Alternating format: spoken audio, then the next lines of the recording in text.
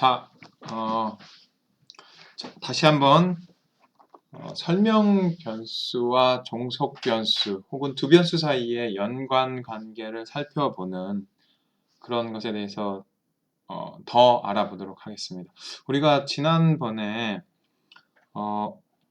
설명 변수도 질적 변수고 종속 변수도 질적 변수인 경우에 조건부 분포, 즉 설명 변수의 범주값에 따라서 종속 변수의 비율이나 백분율이 변하는지를 살펴봄으로써 연관을 알 수 있다라고 했잖아요.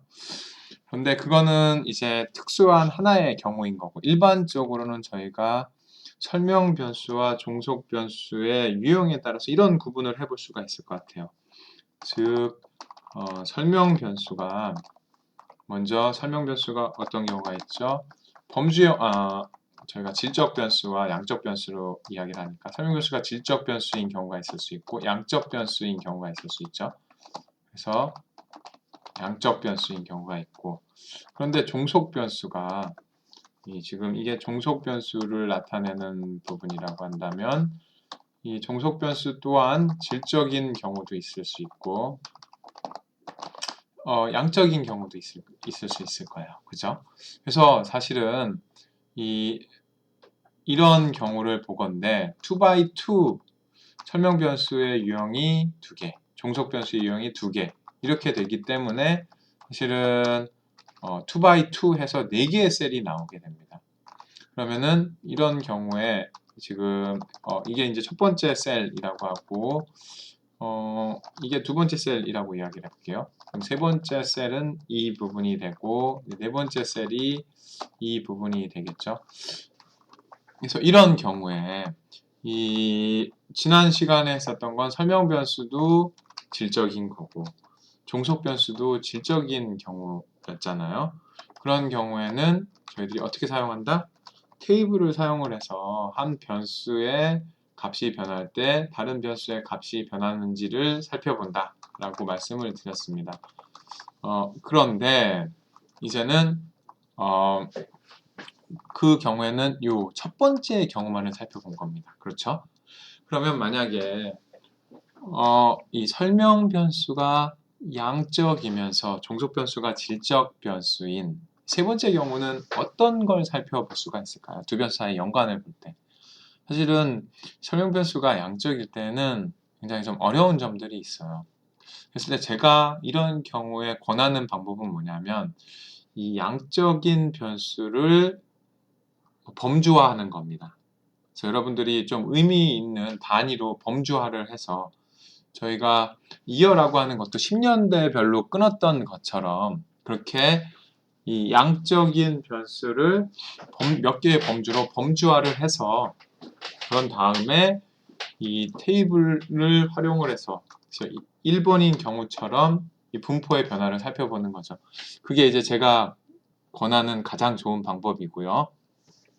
그런데 이 설명 변수가 이 질적이면서 종속 변수가 양적인 변수일 때는 저희들이 사실은 어떤 걸 사용하죠? 잘 알고 있잖아요. 그렇죠. 이 집단별 평균 비교를 하거나 집단별 비율 비교를 하면 됩니다. 그렇죠? 그래서 예를 들어 집단별 평균 비교가 사실 양적 변수이기 때문에 집단별 평균 비교를 사용하게 되는 거고 집단별 비율 비교는 이때 사용하는 거죠. 그렇죠? 질적 변수일 때 그게 테이블을 해서 사용한 게 사실은 집단별 비율 비교인 거고요. 그래서 양적 분석일 때는 종속 변수가 양적일 땐 집단별 평균 비교를 하거나 혹은 퀀타일, 그렇죠? 퀀타일에서 보는 것처럼 집단별 퀀타일 비교를 하면 되는 겁니다. 그리고 설명 변수가 양적이고 종속 변수가 질적일 때는 죄송합니다. 이게 마지막에 있는 범주는 설명 변수가 양적이면서 또 종속 변수도 질적인 변수일 때는 그럼 어떤 걸 사용하느냐?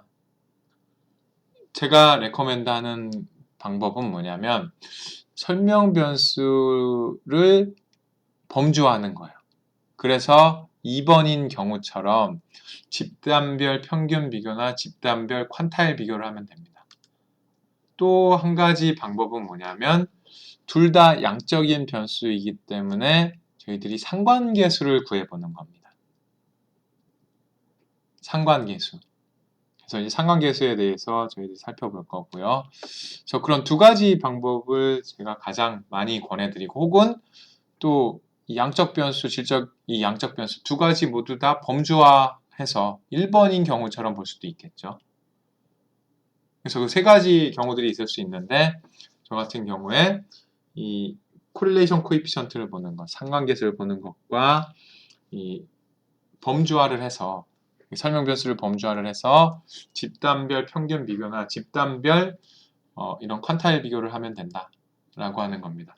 그래서 이런 이 설명 변수와 종속 변수가 어떻게 측정이 되어 있느냐에 따라서 여러분들이 분석하는 방법이 다르다라고 하는 거고요. 그래서 지금 이제 여기서부터는 집단별 평균을 뽑아내는 그런 작업을 먼저 해 보도록 하겠습니다.